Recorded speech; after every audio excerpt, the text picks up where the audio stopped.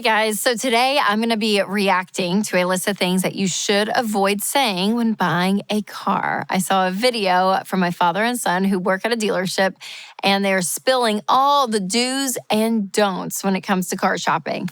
So at Ramsey, we are big believers in paying for your cars in cash and only buying used cars until you reach a certain financial milestone, which you are an everyday millionaire. So until that point, used cars, it's the way to go. And we get a lot of flack for this, but listen, we are confident in our advice. We really do believe no debt is the best way to go, even with a car.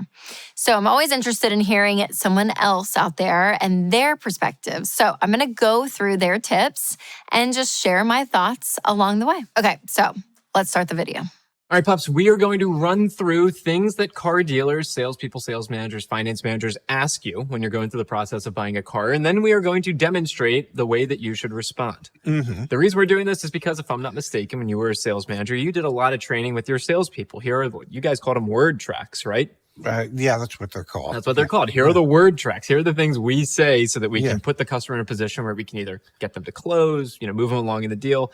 This is when customers hear those word tracks. Here are your word tracks that you wrote for us. And Kimberly Klein, the F&I goddess herself back at CarEdge.com, she wrote on these cheat sheets. You ready to go? Yep. Do you have a monthly budget in mind? I just have a total out the door price in mind. So if it's okay with you, Zach, I would just like to concentrate on what the out the door numbers are going to be. And let's run that back now if I'm a normal customer who's not educated about what they're going into.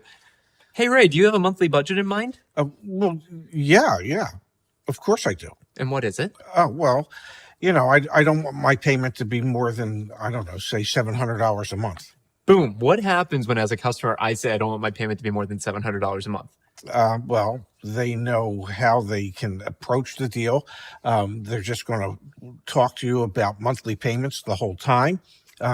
And a good salesperson is going to say to you $700 up to, and you're going to go, I don't know, as long as it's not more than $775.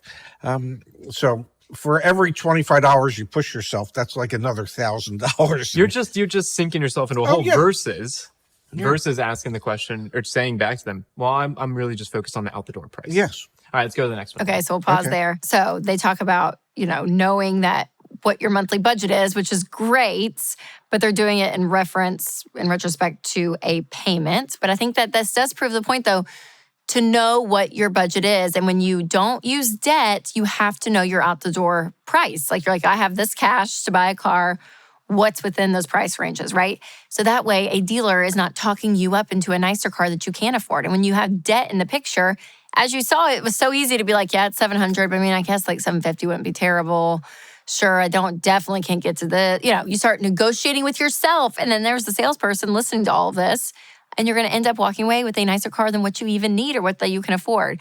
But when you spend with cash, you literally have a set amount. There's a boundary there that this is it. So they can't talk you into a nicer car because you don't have the money for it. Like, this is what you have. So that's the power in knowing what you have and bringing cash to the situation, because you can't have someone talk you up in it because this is what it is. So interesting play on words there that they kind of did. So I love that. Okay, let's keep going. Well, Ray, how much cash do you plan on putting down? I really haven't decided that yet, and I won't until we establish what an acceptable out the door number is. So, Zach, I'm telling you, we really have to work on the out the door number, and then we can start worrying about the other aspects. All right, and let's pause here. Why, as a salesperson, do I care about how much cash down is going, especially if I just got the customer to tell me they want their monthly payment to be no more than $775? Yeah, between cash normally equates to profit. The more cash you have in a deal, the greater the likelihood that the profit's going to be bigger, because if ultimately you end up having to, as a salesperson or a sales manager, have to work on a payment, well, typically it means you have to discount the car in order to get to that payment. The other way to lower the monthly payment is to get cash from the customer, and you don't really have to discount the car as much. So the dealership's always going to want you to focus on what the monthly payment is. You're always going to want to focus on what the out the door number is. And you want to establish that before you start getting into any type of conversation about your monthly payment. Okay, let's pause that. Okay. So again, this is one reason why I hate debt, because you're playing the bank's game, you're playing the dealer's game, I mean, all of it. And here's the deal too, you guys, when you go in and you actually have the money to pay for the car, they don't like you at the dealership as much because they're not making any money off you. I mean, with the interest and everything else, like they're getting a better deal when you're going into debt for something. So immediately when you say, yeah, I just have all cash, this is it, it's kind of like, oh man, we're not gonna make as much. So just get ready for that feeling, because that's real. All right, before I share the rest of my thoughts on their advice, I'm gonna tell you about a game that my friends and family have been loving lately, and that is Tapple. You guys, Tapple is such a fun game. If you're looking for a new board game, get this one, because you can play, again, even with your younger kids, as long as they know how to spell and read a little bit, like they can do this game. And it's a category type game. There is a timer with a buzzer, like there's all this stuff, and it just feels like competitive and really fun. And again, it's really easy to learn. So if you need a new game, if you're staying in, if you cut out your entertainment line item in your budget because you're getting out of debt or you're saving up emergency funds, or maybe you just want some memories with your friends and family that don't involve like a screen or paying tons to go on vacation, like just have a great night at home, play Tapple. Make sure to buy it at Walmart and create some great memories. Okay, so I'm the salesperson. Yes. Ray, what are you going to do with that car you drove here? You planning on trading that in? You know, I haven't really decided what I'm going to do with it yet. What I'd really like to concentrate on, Zach, is that out the door number. Once we established an out the door number, then we can have a conversation about whether I'm going to trade a vehicle or whether I'm just going to sell the vehicle privately to someone else. All right, exactly. Two separate transactions. We just did another video talking about how you have to treat these as two separate transactions. Okay, so those were three examples from the sales side, getting the asking price. Okay, so pause there. I love this advice. That's so interesting, looking at it as two separate transactions, because it is so easy to just be like, well, I'll just trade it in. And it feels good because you're like, oh yeah, that's going to cost, $7,000 off the price of my car.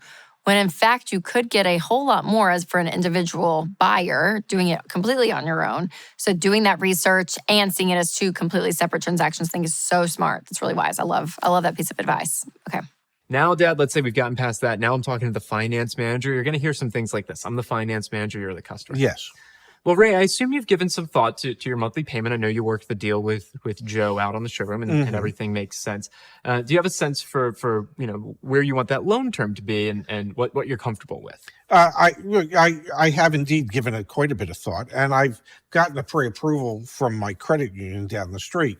So I really have a complete understanding as to A, where my payment should fall, and B, what my term should be in order to keep my payment where I'd like to have it. That is a perfect way to respond. You're taking control with saying, hey, I'm informed. I know what I got approved for, versus, well, I haven't really thought about the loan term. Like, actually, could you make my payment go even lower?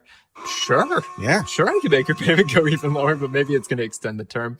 All right, what about, Dad, some of those other products like extended warranties and things like that?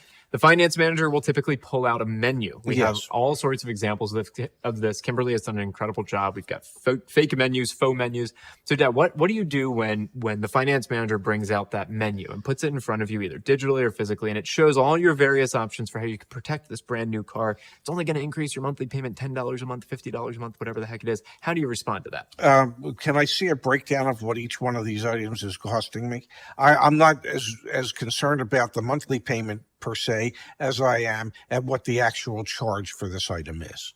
Yeah. And you need to also ask for things like your base payment. So remind me, hey, what was that actual payment that I was at without any of these products added on? And then please, everyone, recognize that when you add those products on, you finance them. You are financing them. You're paying interest. Oh, absolutely. Yes. That's why it's good to ask for what's the actual price, because then it helps you rationalize whether you're or not your money on. Yeah. And it helps you rationalize whether or not the price is equal to or greater than its value. Exactly. Yeah. All right. One final kind of. Okay, so pause that. So always remember this, you guys, when you're using debt, it is so much easier to add things on, whether it's another sweater when you're shopping online or at a restaurant, adding in another appetizer, like whatever the situation is, whenever you're using debt, statistically speaking, you're going to just naturally spend more because the emotion is not there.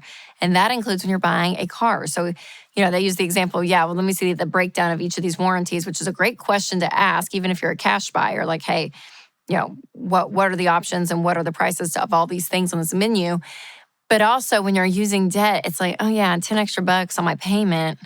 no big deal. But when you're paying for everything up front, you're thinking twice about it all and what's really worth and what's not. So that's the power of using cash, you guys. Makes you think through all your purchases, even some add-ons like this. All right, so overall, I agree about doing your research and having an intentional plan when you're buying a car. All of that. When they were talking about that, I totally get that and understand that, knowing your budget, knowing where your limit is, even though they introduced debt into it. But look, all of that power on your end is so key. And remember, you're the one in charge. And that's what they kept saying, which I think is great, is put the power back in your hands, not in the dealership or the salesman's hands. So I think that is a great perspective to have. But obviously, I disagree with all the financing stuff as they were talking. And in fact, it confirmed more with me of why I believe what I believe. Because you guys, not only debt and spending $700 a month in a car loan versus investing that money for your future and buying a car that you can afford, even if it's not a great car. It may not be a $50,000 car, it may be a $5,000 car. But just the idea that you own your stuff is so key. And you're not dealing with the finance department or going to the credit union to see what your interest rate is or the prepayment penalties. Like, all of that stuff is not even a thing. You don't have to worry about any of that. You have your budget. You know what money you have to spend on a car, and that's what you're going to pay. And there's something so empowering about that, because you walk away from the dealership with your car and that's it. Not with a $700 payment dragging behind that car every single month for years. So it is powerful, you guys. Save up, pay for your cars with cash. It is a depreciating asset. It is going down in value every single day. So you're spending money on interest, paying extra on this car that you're not going to be able to sell. It's going to be a fourth of what it costs when you bought it. So it's not a wise investment to take debt out on a car. Pay cash for your cars. So if you're wondering whether or not you are ready to buy a car or how to go about owning and maintaining a car the smart way, make sure to check out our Ramsey Car Guide. I will put a link in the description for you guys. So make sure to send this video to a friend who may need help negotiating when it comes to buying her next car without debt. No debt here, all cash. So remember, you guys, to take control of your money and create a life you love.